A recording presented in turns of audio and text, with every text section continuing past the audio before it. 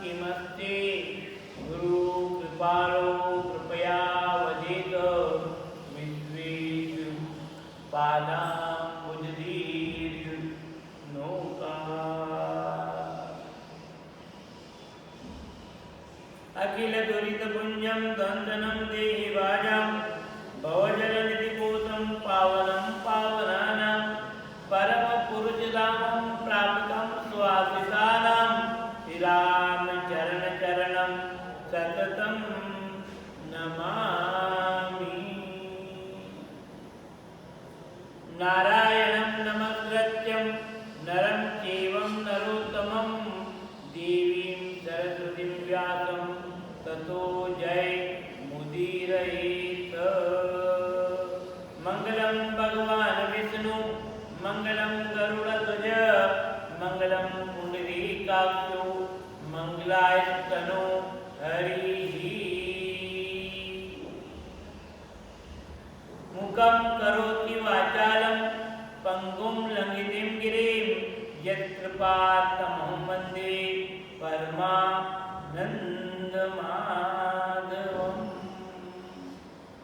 अखिल कोटि ब्रह्मांडाधिनायक पार ब्रह्म परमात्मा के श्री चरण कमलों में बारंबार कोटि से प्रणाम निवेदन करते हुए सद्गुरुदेव भगवान के श्री चरणों में प्रणाम। नाथ समुदाय के नवनाथों को सिद्धों को प्रणाम। महाराज गोपीचंद जी भरतरी को प्रणाम निवेदन करने के साथ ही उन्हीं का पावन प्रसंग श्राद्ध पक्ष में पितरों के निमित्त कल्याणार्थ भाव आप लोगों के सम्मुख चल रहा है। भाइयों माताओं बहनों, महाराज गोपीचंद गोड़ बंगाला के राजा हैं, युवा अवस्था है और संसार में जिस प्रकार युवा अवस्था की वृत्ति होती है उसी वृत्ति में वह भी लिपायमान है।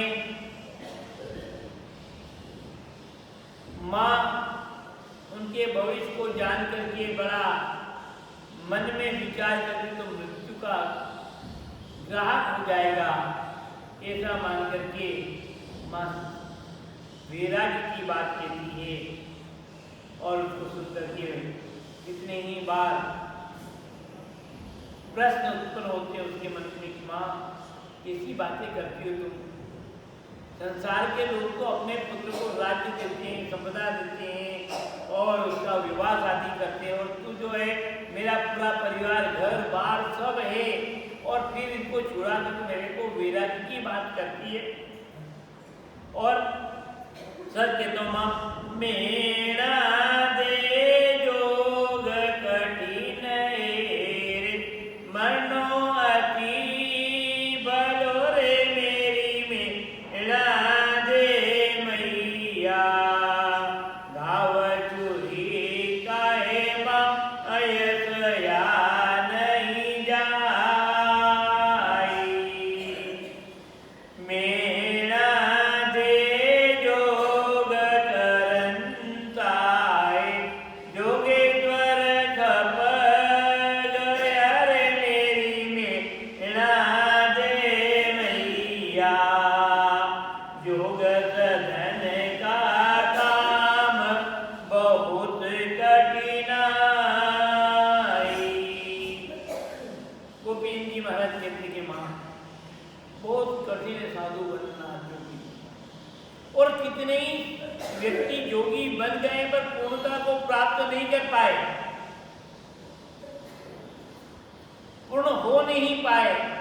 उनकी त्याग तपस्या सहनशीलता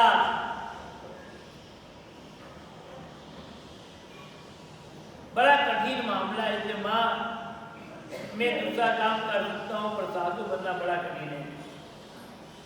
और फिर मेरे को बड़ा आश्चर्य होता कि तेरे को ऐसा ज्ञान मिला कहाँ से जो अपनी ही पुत्र को तू ज्ञान दे रही, वैराग्य बना रही है, साधु बना रही है।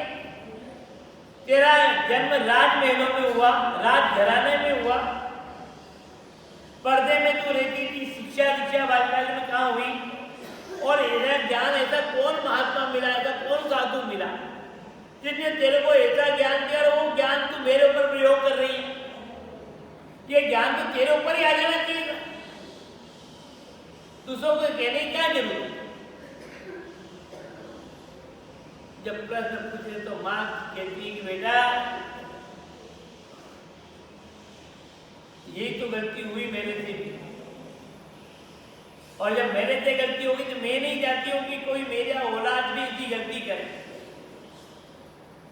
और तेरा प्रश्न है कि यदि मेरे ज्ञान किसने दिया, मैं किसकी शिष्या हूं, ये भी सुन ले। गोपी चंद बालक होती रे, पढ़ती बेवसाल मेरे जैसा पति राजा, गुरु मिला मेरा लाल गोरख साजोगी। गोपी चंद गोरख गुरु की तेरे कृपा हो गई रे रा, येश्वर राजा भरम मिटायो सब दूर पलट के माई। गोपी जद विक्रम भरधरी रे, तीजी मन जान ले रे रजवन जी सूरज, दूरादियो से ज्ञान तीना के ताई। हे बेटा, हम जब गुरुकुल में पढ़ते थे ना, तो उसी गुरुकुल में जहाँ मेरा भाई भरतरी, छोटा भाई विक्रमादित्य और तीसरी में एक ही गुरुकुल में एक ही विद्यालय में कोटलान में पढ़ते थे। और वहां पर गोरखनाथ जी महाराज के दर्शन, उन्होंने आत्मज्ञान दिया, तत्वबोध कराया, और वही तत्वबोध आज भी मेरे अंतःकरण में, हृदय में जागृत है। मैं उस ज्ञान को भूली नहीं हूं। इसलिए पुत्र, वही ज्ञान मैं तेरे को दे रहा हूं।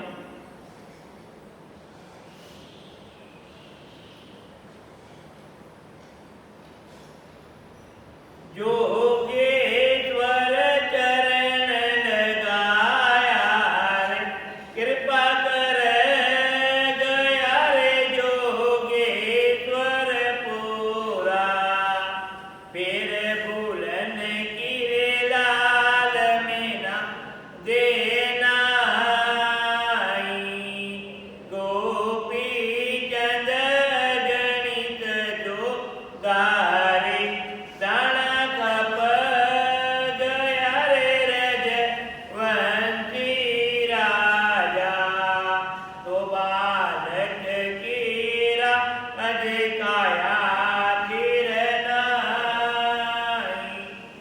गोपी चंद काल खड़ो छेरी, बेरी गिरहो परे रे रा, जेश्वर राजा, एक दिन आओ मेरा लाल काल ले जाई। हे पुत्र, गुरु महाराज की कृपा हो गई, उन्होंने चरणों में लगा लिया, उनके चरणों की रज प्राप्त हो गई, बुद्धि निर्मल हो गई, और निर्मलता के साथ में स्थिर भी हो गई। सबसे बड़ी बात है कि बुद्धि का तो निर्मल होना साधारण बात। जैसे अपन कोई सत्संग सुनते हैं ना, फिर अपने को मन में होता है कि ऐसा काम नहीं करना, ऐसा नहीं करना, और जैसे सत्संग पूरा हुआ, घर तक गए और घर के वातावरण की हवा लगी, वो ज्ञान खत्म। तो बुद्धि निर्मल हुई थी, वो स्थायी तो ना हुई, पर गुरु कृपा बुद्धि निश्चल भई। गुरुदेव की कृपा होती है तो हमारी बुद्धि में निश्चलता आ जाती है, संकल्प शक्ति मजबूत है। हम जब कोई अनुष्ठान करते हैं, कोई भी कार्य करते हैं, पंडित लोग जो अपने को हाथ में जल देख के संकल्प की शुरुआत करते हैं, मेरा ये संकल्प, ये इच्छा है। और वो थोड़ी देर का, जब तक आप पूजा में बैठे वहां तक का संकल्प है, और संकल्प पूरा हुआ बाद में पूजा कर देंगे। मैं यहाँ पर बैठ करके गणेश जी की पूजा करूंगा, भगवान की पूजा करूंगा, और वहां तक ही है वो, कुछ है नहीं। पर मेरा संपूर्ण जीवन भगवान के श्री चरणों में लीन हो जाए, संपूर्ण जीवन, संपूर्ण व्यवहार प्रभु के चरणों में लीन हो जाए, ये बहुत कठिन, ये कठिन। तो गुरु की कृपा से, ज्ञान तत्व से व्यक्ति की बुद्धि तो निर्मल हो सकती है। सत्संग कर रे मन संगत साधन की, क्या बुद्धि निर्मल राम को गावे। हे मन, तू संतों का समागम कर, और संतों का समागम करेगा तो बुद्धि निर्मल होगी, और बुद्धि निर्मल होगी तो तू अपने जीवन में राम राम करेगा। हम सत्संग में आते हैं ना, तो मन में बहुत सारे विचार करते हैं, और बहुत सारे चलो माला करो, राम राम राम राम राम राम राम। दो काम होते हैं सत्संग में, दो काम। एक तो भगवत चर्चा सुनना, सुनने का काम भी होता है, और दूसरा भगवत जाप करना। ये इसलिए क्या सुख दबड़ सुनना भी है और जाप करना भी है। हमारी बाहरी मनोवृत्तियां धीरे धीरे धीरे आंतरिक होने लग जाती है। और कैसे होती है, मैं आपको एक उदाहरण दूं, वैसे देता रहता हूं मैं। एक अभी शिव मंदिर में लोग पूजा करने जाते हैं, तांबे का पात्र, उस पात्र में जल, और जल में थोड़ा बस देखना, तांबे के पात्र में या और किसी भी पात्र में जल ले लो, तो जल का रंग बिल्कुल अलग है। पर उसमें आप क्या करो, एक बूंद ड्रॉपर से एक बूंद दूध डाल दो, पानी में कोई परिवर्तन नहीं होगा, कोई बदलाव। एक, और उसके बाद एक बूंद और डाल दो ड्रॉपर से, फिर भी ज्यादा परिवर्तन नहीं दिखेगा। तीसरा, तो आपको लगेगा पानी में कुछ परिवर्तन है, कुछ बदलाव है, रंग में कुछ परिवर्तन हो रहा है। एक बूंद, दो बूंद, तीन बूंद में, तो फिर आपको धीरे धीरे धीरे धीरे एक एक बूंद, 4-5 बूंद डालोगे और पानी अपना रंग बदल। प्रयोग करके देख लेना अपने आप। अब कितने, यदि ज्ञान तत्व से देखें तो लोटे में पानी ज्यादा है कि अपने बूंद ज्यादा है? लोटे में पानी ज्यादा है, और वहां तो एक एक ड्रॉपर से बूंद डाला अपन, 1 बूंद, 2 बूंद, 3 बूंद, 4 बूंद, 5 बूंद डाला। 5 बूंद में ही लोटे के जल में परिवर्तन हो गया। तो भाइयों, माताओं और बहनों में आपसे निवेदन है कि जब हम सत्संग रूपी ये पूरा जीवन जो है ना, ये जल तत्व मान लें कि हम संसार में ही हैं, हमारी वृत्ति, चित्त वृत्ति, हमारे भाव सब जल की तरह है, पात्र है शरीर को, और उसमें सत्संग रूपी एक बूंद गिरेगा। एक दिन सुनोगे, 2 दिन सुनोगे, 4-5 बूंद यदि गिर जाएगा तो आप में अपने आप धीरे धीरे बदलाव अपने आपको कोई अतिरिक्त परिश्रम करने की जरूरत नहीं। इसलिए संतों ने कहा, कर रे मन संगत साधन की। तो याद रखना भाइयों, यह सत्संग करें तो शरीर से नहीं, मन से करें। समस्या यह है कि हम सत्संग करने तो जा रहे हैं पर शरीर से ज्यादा करते हैं, मन तो वहीं छोड़ के आ गए। मन लाते ही नहीं। मन लेके कर रे मन संगत साधन की जा बुद्धि निर्मल। जब मन आएगा तो बुद्धि निर्मल होगी। मन तो है ही नहीं, बुद्धि निर्मल कैसे होगी? वृत्ति तो होगी मुझे।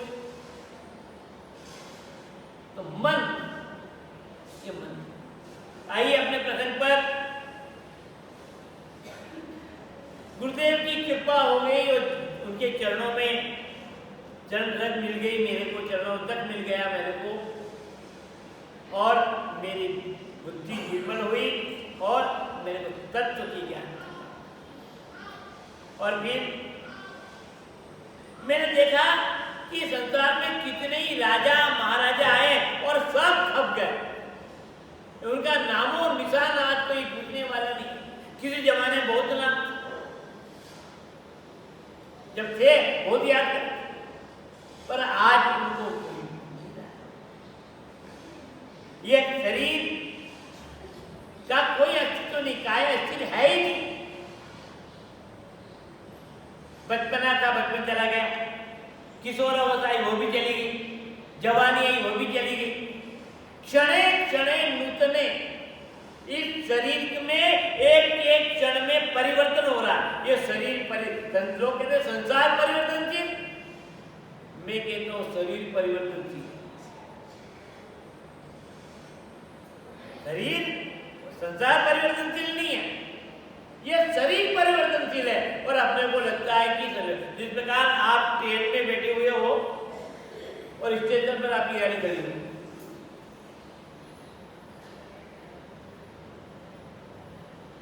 और पास से एक गाड़ी गुजर जाए तो आपको क्या लगेगा? क्या लगेगा आपको?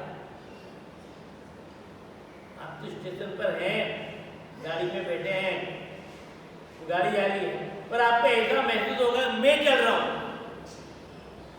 जबकि आप स्थिर है, पर चलते हुए अपने आपको महसूस करेंगे कि मैं चल रहा हूं। ये समझ।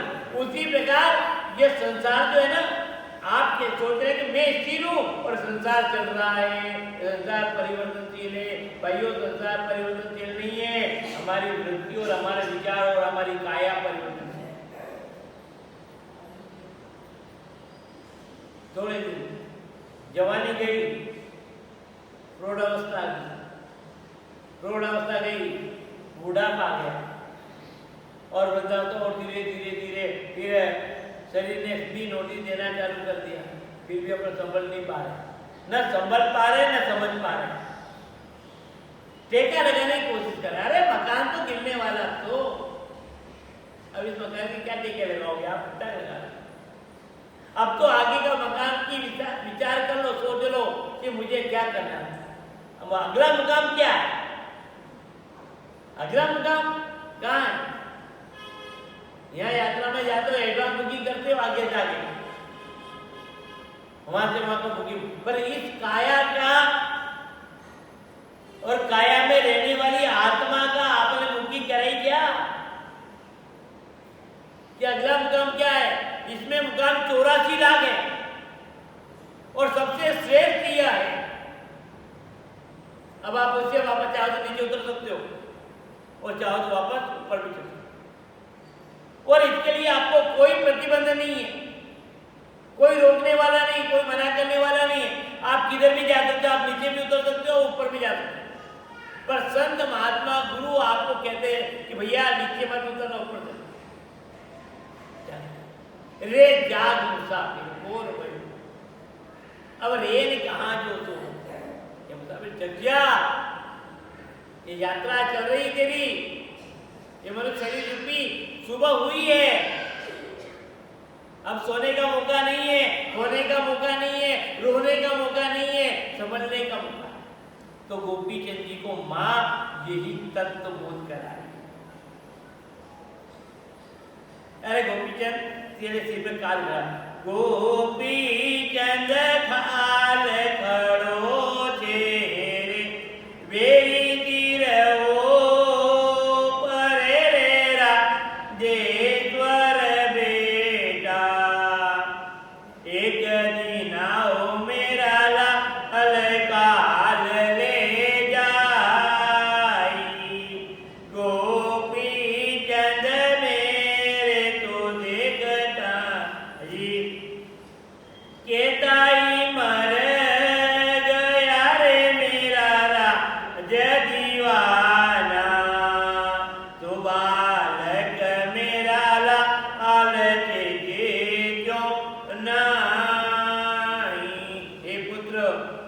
सिर पर काल खड़ा है, मृत्यु है, पता नहीं कब, क्षण भंगुर जीवन की कलिका, कल प्रातः को जान खिली न खिली, मलियाचल की मंद मंद सुगंध समीर, मिली न मिली, कलिकाल कुठार लिए फिरता, तन मन से चोट लगी न लगी, रट ले हरि नाम हरि रसना, रट ले हरि नाम हरि रसना, फिर अंत समय में हिली नहीं।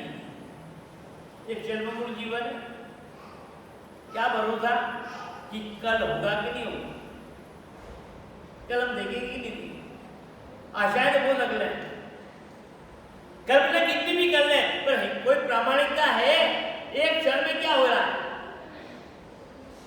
मंजिल पर पहुंच ही पाएंगे कि नहीं पहुंच पाएंगे, कितने मेरे देखते देखते कितने ही राजा खप गए और समझ नहीं रहा। अरे अपने सामने कितने बचपन में भी लोग मर गए, जवानी में भी मर गए, बुढ़ापे में मर गए, पर अपनी चिंता ही नहीं, अपनी चिंता नहीं, बुद्ध को चिंता हो गई थी, उस सिद्धार्थ जैसे राजकुमार को चिंता हो गई थी, पूछ लिया ये बीमार, ये बूढ़ा, ये मर गया, शरीर बीमार भी है, शरीर बूढ़ा भी हो गया और शरीर मर गया, बस। तो फिर छोड़ो इसको, एक दिन मुझे मृत्यु की तरफ जाना, मुझे ज्ञान तत्व लिखना है, आत्मबोध कराना है, मृत्युंजय बना, अपने आप को मृत्यु पर विजय प्राप्त करना। ध्रुव ने किया, प्रहलाद ने किया, वीरा ने किया, अनेक अनेक महापुरुषों ने किए हैं। जीते जी मर जाओ, मरने के बाद क्या मरना, अरे मरने के बाद क्या मरना, जीते जी मर जाना। कभी प्रयोग करो, कभी दृष्टा बन जाओ, सो जाओ कि मैं मर गया हूं, परिवार वाले सब आ रहे, रो रहे, तैयारी चल रही है मेरी, उठा करके ले जा रहे हैं, मेरे अंश से जिन्होंने जन्म लिया वो जो मेरे अंदर दे रहे, एक जना आगे चल रहा है, मुंडन करा लिया है, अग्नि साथ में है, चल रहा, रो रहा, पीछे और भी है, पीछे और कुछ लोग बातें कर रहे हैं, उसके जीवन के जो कर्म उसकी चर्चा कर रहे हैं। दृष्टा बनो, और वहां पर मसाल में भी ले गए, इधर पीछे दे दिया, और वहां पर भी नेतागिरी चल रही है, गाय की लकड़ी दे दी, ऐसे नहीं ऐसे करो, ऐसे नहीं ऐसे करो, अरे ऐसे नहीं, इसको ऐसे रखो, इसको नहीं, ये क्या है, अब इसको जलाना है, सीधा रखो क्या ऊंधा रखो, खड़ा रखो, बैठा रखो, चलती नेतागिरी नहीं चलती वहां पर, कि नहीं चलती, पूरे जिंदगी में आप नेतागिरी करते रहे, अपनी बजाते रहे, और अभी वहां पर भी चल रही है, पर एक दिन तेरा भी मौका है, तू देता रहेगा। और ले जाते हैं तो उस समय बोलते हैं, क्या बोलते हैं कि वो तो जो है ना नींद निकालना, उठा के ले जाते हैं, और राम राम सत्य, क्या बोलते हैं, आप नहीं बोलोगे अभी, खतरा है, हम क्यों बोले, और मैं ये माता रानी तो बोल ही नहीं सकती, क्योंकि मुर्दे के साथ जाती नहीं, क्यों बोलेंगी ये, पर सत्य को तो स्वीकार करना पड़ेगा, चाहे कुछ भी करो, बेमन से करो या सही मन से करो, करना तो पड़ेगा। पर वो कब बोलते राम नाम सत्य है, कि जब इस शरीर के प्राण निकल जाते हैं, जीते जी तो कोई नहीं कह रहे थे राम नाम सत्य, मान रहे हो क्या, जीते जी मान रहे हो क्या राम नाम सत्य है, मरने के बाद में उस समय कभी वो मुर्दा जो है ढीला हो नहीं, इधर करते हुए इधर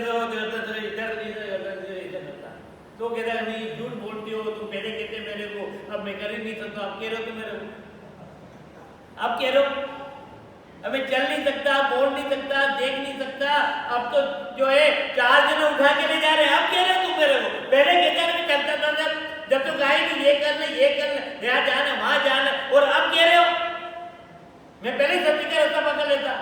ये माँ के बेटे सत्य का रास्ता पकड़, तो जीते जी मरो, जरा प्रयोग करो कभी कभी, मन में सोचो क्या है ये सब व्यवहारिक हिस्सा। हमारे बहुत सारे लोग कहते हैं मैं जानता हूं मैं तो मरा हुआ हूं, पर यदि परमात्मा ने चेतन शक्ति के माध्यम से कोई परमार्थ का कार्य का मौका दिया तो मैं क्यों चुकूं, मेरे क्या बिगड़ रहा। मैं तो पहले ही मांगता था, अभी भी मांगता हूं और आगे भी मांगते ही रहूंगा। अब जानते हैं मांगता किसको कहते हैं? जो मांगे, क्या मांगे? मैं तो सिर्फ परमात्मा की दया मांग, भक्तों का प्रेम मांगना ही है मेरे, ताकि मेरी बुद्धि निर्मल रहे, जीवन में कभी किसी प्रकार का अज्ञान तत्व ना आए, मोह तत्व ना आए, विरक्त तत्व ना आए। यहाँ पर माँ कह रही बेटा कितने राजा मर गए हैं और तू चेतता नहीं, तो सावधान नहीं हो रहा, जग जा उठ जा, नाम तो तेरा चेतन है। बहुत सारे लोग चेतन है, कहाँ चेतन है? कभी कभी हंसी भी आती है कि नाम मोटा और सत्य मोटा, बड़ी विचित्रता है। गोपी चंद भोग तो तज के रे, भजो भगवान ने रे, देसा पतिरा जा, भोग रोग मेरा ला अलजर फल खाई। हे पुत्र, ये संसार का जो भोग जिसको दिख रहा है ना तेरे को, ये रोग है, बीमारी है, और फिर ये जहर है, ये मीठा जहर, स्वीट पॉइजन है, बड़ा मीठा लगता है, बहुत अच्छा लगता है, पर पॉइजन है यार। एक दिन नष्ट कर देगा इस काया को, और काया के साथ में जीव को भी दुख उठाना पड़ेगा। मेरा दे तोरा से राण्या जी, बेटी रंग महल मेरी मेरी, मेरा दे मैया, राज करूं तुम मेरी माँ, आया इंद्र की नाई। अरे साधु ने देवराज इंद्र का नाम लिया, वो भी तो राज्य कर रहा है, वो भी तो राज्य कर रहा है। और मेरे फिर मेलों में एक दो नहीं 16 तो रानियां। अरे संसार के जीव जिसकी एक पत्नी हो और एक पत्नी वाला भी घर छोड़ के नहीं जाता, कोई देरी हो जाए तो मुझे घर जाना है, क्यों भैया क्या काम है, पहले तो तुम दिन रात रहते, रात को भी रह जाते, और अब क्या वो अकेली है, क्या कहेगा वो, पहले अकेली थी क्या? पर तेरा संबंध हो गया, तेरा विवाह हो गया, अब तेरा जीवन उससे जुड़ गया, इसलिए उसको अकेली देखना पड़ेगा, अकेले जाना पड़ेगा। अब टाइम पर जाए, मेरे 10, 11, 12 बजे 1 बजे तक भी जहाँ से कोई परवाही नहीं थी, और अब तो 8 बजी और घर की याद।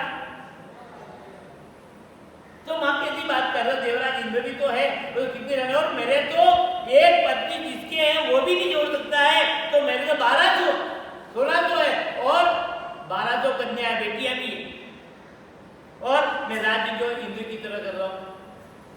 और तो ये मृत्यु की बात, मौत की बात कहाँ से ले, मृत्यु की बात कहाँ से ले, अभी मर जाऊंगा क्या? यहाँ माँ अपने आत्म कहानी की, गोपी चद जेती तने रे, गोपी चंद जेती तने प्यारी, लागे रानी अरे राजेश्वर राजा, ऐसी में लागती जी राज राजा के ताए। पुत्र मेरी कहानी सुन ले, जैसे तेरे को ये रानियां प्रिय लगती है ना, प्यारी लगती है, अच्छी लगती है। वैसे मैं भी तेरे पिताजी के लिए ऐसी थी, मैं भी बहुत प्रिय लगती थी, बहुत प्यारी लगती थी, बहुत अच्छी लगती थी, जैसे तेरे को रानियां लगती, वैसे मेरे को भी लगती। मेरे को भी तेरे पिताजी उतने ही चाहते थे जैसे तू अपनी रानी को चाहता है, वैसे तेरे पिताजी मेरे को चाहते थे। पर मैंने अनुभव कर लिया है, उस अनुभव के आधार पर मैं तेरे से ज्ञान नहीं छोड़ तू नहीं छोड़ेगा तो छोड़ के छुड़ा देंगे जबरदस्ती। कोई जबरदस्ती से जिन्हें भैया परिवार में आए हो, घर में आए हो, किसी के यहाँ जा रहे हो मिलने जुलने के लिए, तो मिलना जुलना है तो आप बैठो मत। वो कहेगा चलो मेरे को जरूरी काम है, मुझे जाना है, बस ठीक है, बार बार घड़ी देके ऊपर नीचे देके उसके पहले तैयार हो जाए, मुझे जाए। अच्छा भाई साहब मुझे आपसे मिलने आया तो मिल लिया, अब चलता हूँ। वो आपको उठने की कहे उसके पहले तैयारी कर लो यार। कार आए और उसको आपको मारे उसके पहले उठ चलो, नोटिस आ रहे हैं, जमने की कोशिश मत करो। पर संसार में तो ये व्यवहार तो बहुत अच्छा निभा लेते हो, संसार में तो ये व्यवहार बहुत अच्छा निभा लेते हो। वो सामने वाले को कहने की मौका नहीं लगे, उसके पहले उठ के रवाना हो जाते हो। पर ये संसार में आए हो तो ये शरीर से आत्मा निकले उसके पहले तैयारी की आपने, जीते कि मरे उसके पहले तैयारी कर रहा था, फिर डर ही नहीं कहीं का, मृत्यु कोई डर ही नहीं है। एक व्यक्ति को भयंकर बीमारी लगी,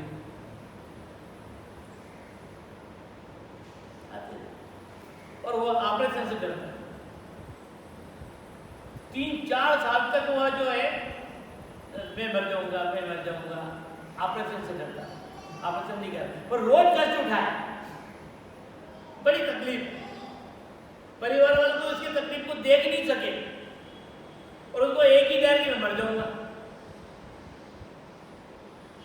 दवाई देता रहे पर आराम थोड़ी देर का और वापस। योग से मेरा जाना हुआ, मैंने बोला भाई तू कैसे तेरा हालत खस्ता हो गई है, दुबला हो गया है, क्या बात है? तुम्हारे 3 साल हो गए ऐसी बीमारी से। फिर डॉक्टर ने क्या बताया कि डॉक्टर का ऑपरेशन हो। आज अभी तो ऑपरेशन से लोग कोई नहीं डरते हैं, आज से 25-30 साल पहले तो ऑपरेशन आपको भय था, आज तो साधारण बात। आज तो जिन मोटर चलाना एक मामूली बात, पर 40 साल पहले मोटर चली बड़ी चिंता का विषय, मोटर चल रही है इसका मतलब नहीं मामला, और ऑक्सीजन इसका मतलब जाने वाला, पर आज तो उसको भी जीतते, आज तो उसको भी जीतते। भाइयों मैंने उसने कहा भैया ठीक है तो अमर बन के आया क्या, तो कल मरे तो आज मर जाए ना, पर तड़प तड़प में क्यों मरना, कल मरे तो आज मर, तड़प तड़प में क्यों मरा? अरे हंसता हुआ मरे तू, डॉक्टर के हाथ में मरे तो मरेगा, और यमदूत के हाथ में मरेगा तो मरेगा, मरेगा तो नहीं तू, तो देख तो ले मजा मरने का, डॉक्टर के हाथ ही मर जा। आज भी जिंदा, आज भी आता होगा ना, तो रामदास को पूरी सेवा कर, उसने अपने मेहनत से परिश्रम से लोगों से मिलकर के आज भी कम से कम 8 घंटे रामदास में सेवा देता है, और पूरा रामदास पक्का बना दिया। मरना तो ये उसने मतलब यही मर गया था, पर अब मेरा समय घर पर केवल भोजन करने के लिए जाता और आपको सोने के लिए, बाकी पूरा समय ये है। मैं तो मर गया था, पर एक मरना तो है ही है, पर जीते जी मरो ना, तड़प तड़प क्यों मर रहे? अपने आत्मबल भी तो होना चाहिए ना, कोई मुझे मार ही नहीं सकता जब तक मृत्यु नहीं आए, जब तक मृत्यु नहीं आए। तो मृत्यु आने के पहले में अपनी तैयारी पूरी कर,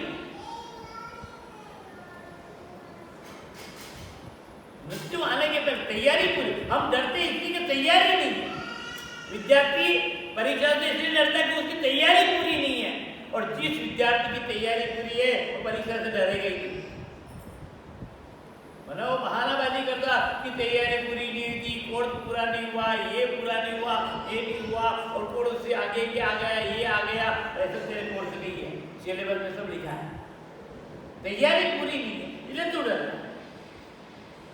तो भाइयों, माता और बहनों, यह तैयारी है। ये संत महात्मा गुरु अध्यात्म की भी तैयारी करवाते हैं, लोक व्यवहार की भी तैयारी करवाते हैं। माँ कहती है बेटा कि ये जो है मोह है ना, विष की ममता, आसक्ति, विषय, ये सब विष की है, छोड़ दो। गोपी चंद काई लिपटाय ओरे विष की बेल रे देसा पति राजा काट मोह के पास बसो बन माई। हे पुत्र, ये जितनी भी नारियां है ना, जितनी भी जो तू रुका हुआ है, ये एक प्रकार के बेल है, बेल चारों तरफ से लिपटे। कभी आप सरोवर में जाना, आपको तैरना भी याद है, और सरोवर में जहाँ कमल खिल रहे हों, जहाँ और भी बहुत सारे झाड़ियाँ हो हल्की हल्की पानी की, और उनके बीच में जाना, कमल के फूल तोड़ने की कोशिश करना भी। मझधार में चले जाओगे, पानी भी है, कीचड़ नहीं मिलेगा, कमल भी है, झाड़ी भी है, पर चारों तरफ से वो झाड़ को समेट जकड़ ले, बड़ी मुश्किल, निकलना बड़ा कठिन हो जाएगा।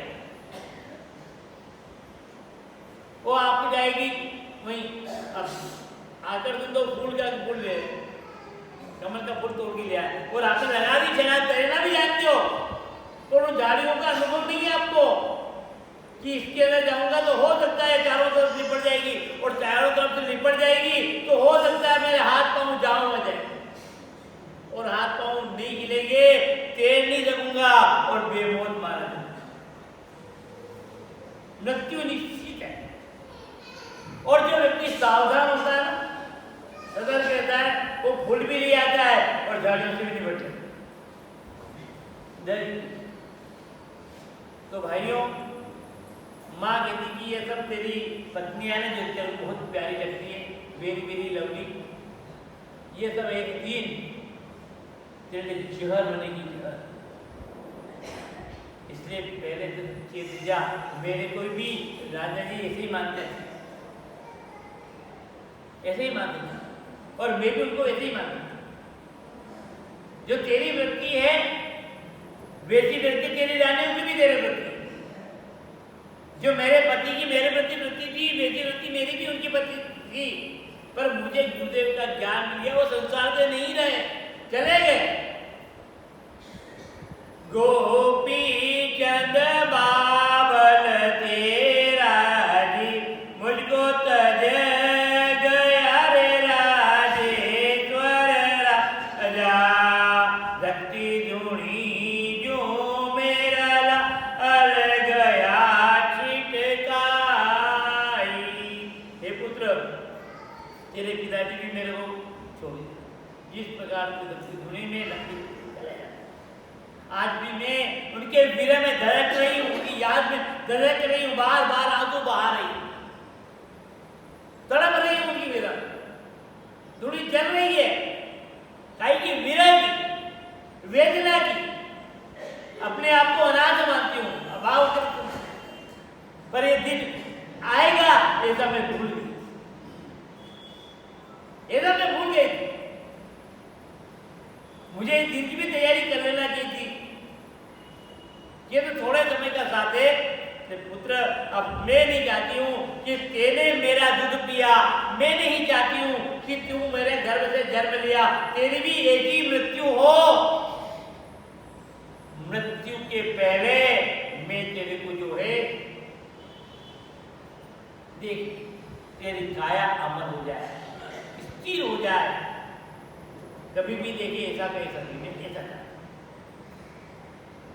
गोपी चंद्रा जरी चल गया रे सब उबा मेल के रे जेश्वर बेटा गया अकेला जीव बटा ओ की नाई। राजा जी तो गए और सब यही छोड़ वो भी कहते राज मेरा है, ये मकान मेरा है, ये महल मेरे, वो भी कहते थे तू मेरी है तो मेरे को ले भी है। जिस प्रकार से एक राहगीर रात्रि को निवास करता है और सुबह होते ही वो जो भी जे वहीं छोड़ करके आगे चला जाए। अच्छी होटल में रहे हो, अच्छी सुविधा मिल रही है आपको, बहुत अच्छी 5 स्टार की सुविधाएं, पर जैसे ही आपको वहां से रवाना होना उसके बाद क्या करोगे आप? तब उस होटल में जितने भी साधन है वहीं के वहीं पड़े रह जाएंगे और आप तो जैसे आए वैसे जाओगे ना। आपका एक ब्रीफ केस है बस, उसके अलावा कुछ भी नहीं है। और रात को सबका उपयोग किया आपने, सबका उपयोग किया। अब ले चलो ना, एक इतनी सी भी चीज आप नहीं डाल सकते उसमें। छोटे छोटे शक्कर के पैकेट, चाय के पैकेट, कॉफी के पैकेट मिल जाए, दूध के पैकेट मिल जाए, लाने से ले आओ। कौन मना कर? पैसे दिए आपने, पैसे दिए ले आओ, पर नहीं। यह संसार में सब आपने आपका कमाया, किसने कमाया? मैंने कमाया, बेचरो दीजिए। सब मेरा है, मैंने कमाया है। और किसी ने नहीं कमाया तो जाओगे तुम ले जाओगे क्या?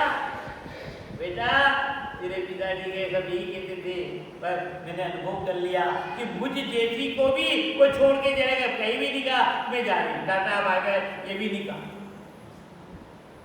कदाचित जाते समय वो कहते थे टाटा बाय बाय, अच्छी रहना, ये भी नहीं कहा, चले गए।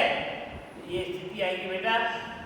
गोपी चंद सब सुख बिलचा जी रंग तेरे बाप तेरे रजवंती राजा पण में न जल संग साथ सगो कोई नाई।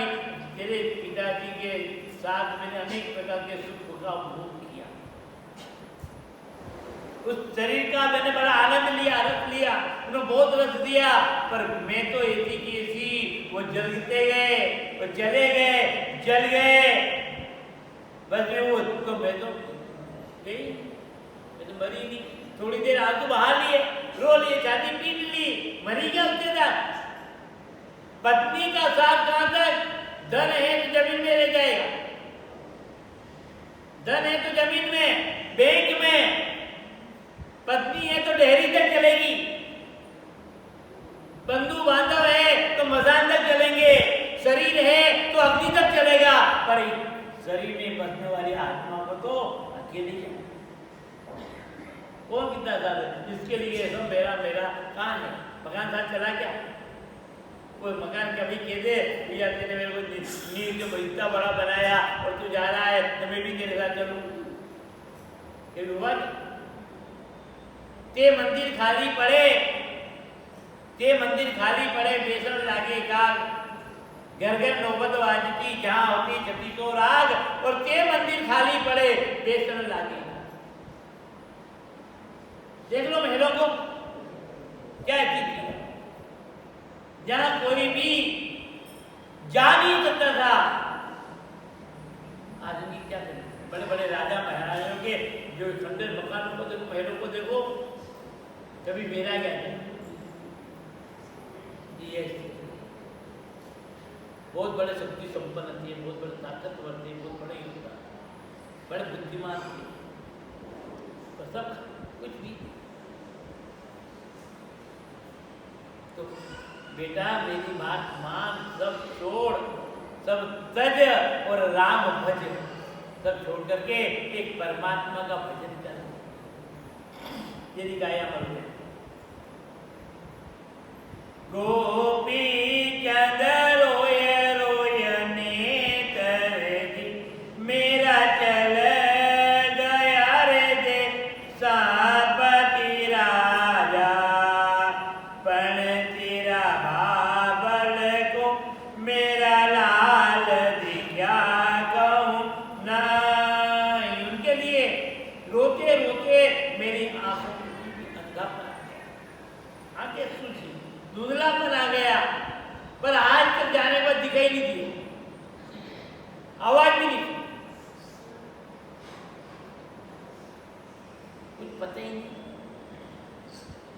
और कहीं दिखाई नहीं, कोई समाचार भी नहीं आया। इतना प्रेम था कि समाचार बार बार, और वहां न तो समाचार आए न कुछ भी नहीं है। और मैं रो रो करके आंसू भी बहा दिए और आंख में अंधी हो गई तो भी उनको दया नहीं है। पहले थोड़ा सा एक आंसू का टपका दिख गया था तो एकदम खड़े हो गया, बात क्यों रो रहे? और आप आंखें फूट गई मेरी रोते रोते। तो विचार कर, गोपी चंद तिरपन गारे, बाजे बेटा काल करे रज वंशी राजा, काल जपेटे मेरा लाल बचे कोई नहीं। गोपी चंद जीवड़ो तो जाने रे, रहूं सिर जगत मेरे देशा पति राजा, काल किसी को अजरहन देना। गोपी चंद तेरा बेबाबल रे, जे क्या जीव तारे देता पति राजा, तो अग जोवन बीच छिटकाई। पुत्र क्या करूं, मैं तो अपने साथ जो बीती वही बात करने से मेरे को मिला। सिर के ऊपर मृत्यु के नगाड़े बज रहे हैं, अभी भी तुम आवाज नहीं सुन रहे। अरे छोटी मोटी आवाज, नगाड़े बज रहे और तुम्हें पता ही नहीं। राजा जी चले गए, पिताजी चले, जवानी होता मेरे को बीच में वो मझदार में छोड़ के चले गए। क्योंकि बड़े बड़े राजा महाराज, रावण जैसा था वो भी चला गया, दिलीप जैसे राजा थे वो भी चले गए। उनका सब है मतलब दूसरों का हो गया, दूसरों बेसहारा हो गए। मैं भी उन्हीं को आधार मानती थी, पर अब मैं बेसहारा हूं। और जिन जिन महलों में मैं भ्रमण करती, आनंद लेती, सुख दुखती, वे सब महल आज मेरे को काटने की दौड़ते। और ऐसा लगता है ये महल बड़े अच्छे सुहावने लगते थे, रमणीक लगते थे, ऐश्वर्य युक्त लगते थे। उनको देख करके मैं अपने आप की भाग्य की सराहना करती, पर आज वो सब भूत आ करते थे, डर लगता है। वहां जाते हुए मुझे भय लगता है। क्यों?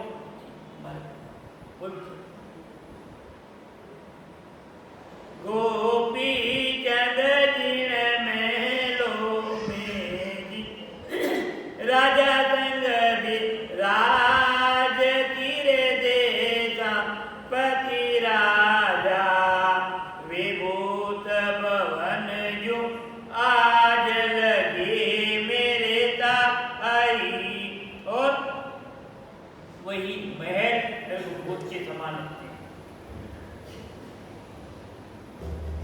वो बात जहाँ पर जाते परिवार से कोट करते, आनंद करते, मौज मस्ती करते, पिकनिक मनाते, पर आज वही बाग भी मेरे को जो है वो समय बड़ा अच्छा लगता था, पर आज मेरे को तो खाने के लिए तो रहा मन ही नहीं।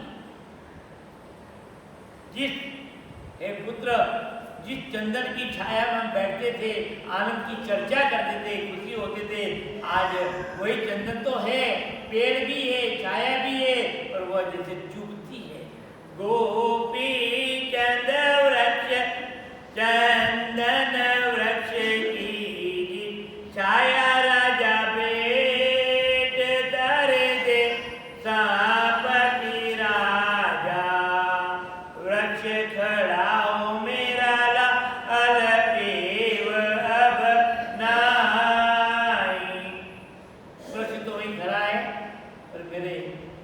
उपार्जन की। अब वही वृक्ष मेरे को उसकी छाया बड़ी ही डरावनी भयभीत लगती।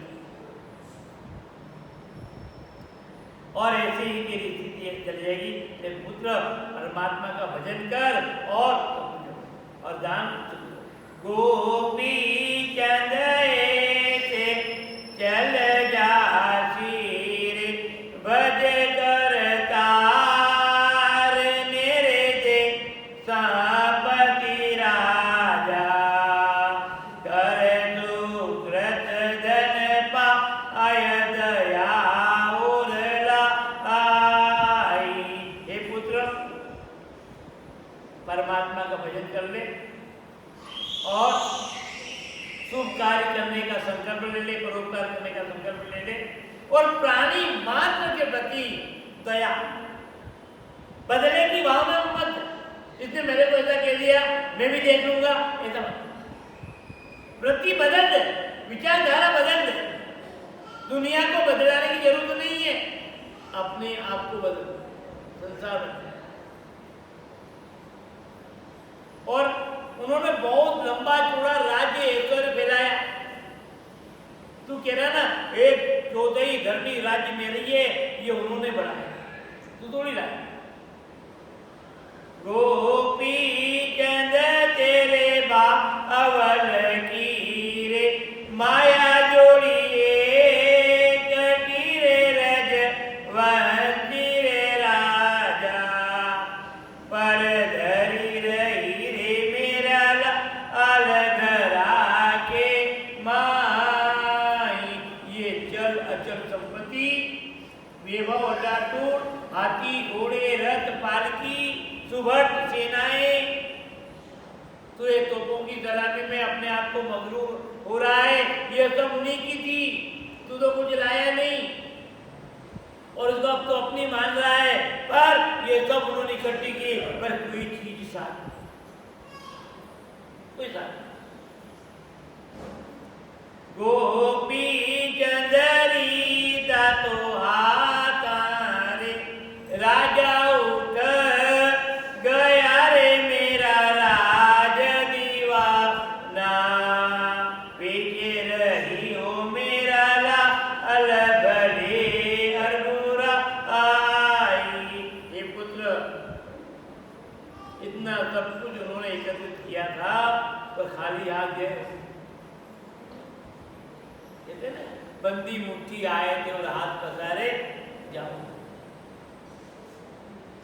कोई बालक होते ना जन्म लेता मुट्ठी बनती है, ऐसा लगता है कुछ लेकर के आया, कुछ लेकर के आया।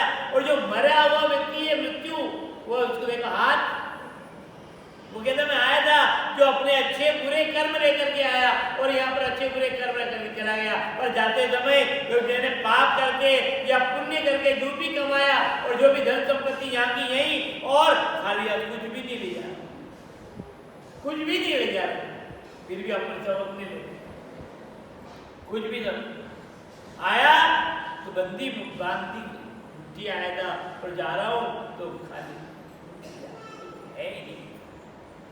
इसलिए पुत्र केवल मरने के बाद में व्यक्ति के साथ अच्छाई और बुराई के साथ, कोई व्यक्ति मर जाता तो एक रास्ते से उस रास्ते में एक वेश्या का मकान, आवाज जब सुनती विशेष स्वर की, ढोल की, बेन की, तो अपनी बेटी से गिर बेटी जाए देख के आ, तो ये व्यक्ति नरक में गया कि स्वर्ग में। पांच में बनिए का मकान भी था, वो भी सुनता और जाकर बेटी कह देती तो स्वर्ग में गया क्या। तो मन में विचार करते जाति से वेश्या है, पूरे कर्म करने वाली है, पाप कर्म करने वाली है, और इसको और इसकी बेटी को मालूम कैसे पड़ जाती है आदमी महाराज स्वर्ग में गया कि नरक में गया। रोज सुनते सुनते रोज क्लासे निकलती रहती।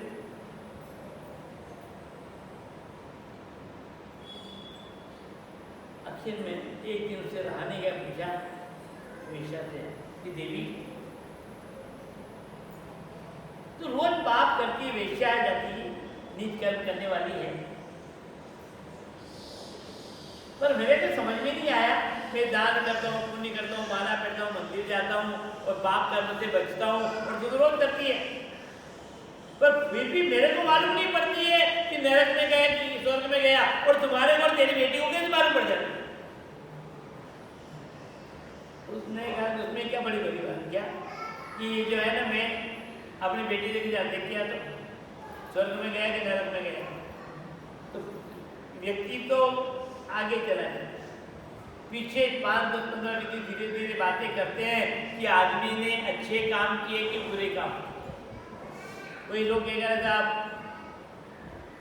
ये तो गांव का मेला था, अच्छा हुआ, गंदगी समाप्त हो, तो समझ आती है तो जब नरक में गया, इसके बिना गांव शून्य हो गया, समाज शून्य हो गया, ऐसा परोपकारी कोई मिलेगा नहीं, फिर समझ जाती है कि जो है स्वर्ग में गया। ठीक है, रानी भी कह रही है कि बेटा व्यक्ति जब जाता तो अकेला जाता, जितना भी संग्रह कर ले वो लेके नहीं जाता, पर उसके साथ में उसके द्वारा किए गए सद्कर्म और असत्कर्म, अच्छाई और बुराई, ये जो है पाप और पुण्य संग दोई चाले, पाप और पुण्य संग दोई चाले, और न चाले लारो रे, हारो रे कोई हारो, संसार कर्म किया। तो भाइयों, माता और बहनों, अब गोपी चंद जी को इतना ज्ञान दी, ऊर्जा दे दी, अब गोपी चंद के मन में क्या विचार आ रहे हैं, क्या भाव आ रहे हैं, ये बात हम आपको करके देर को बताएंगे। वो संत बनते हैं कि नहीं बनते हैं, कि वो कोई नया तर्क रखते हैं, माँ की बात मान लेते हैं, सर से स्वीकार कर लेते हैं कि नहीं करते हैं, ये जो भी प्रसंग है हम आपको करते हैं। राम राम राम राम राम राम राम।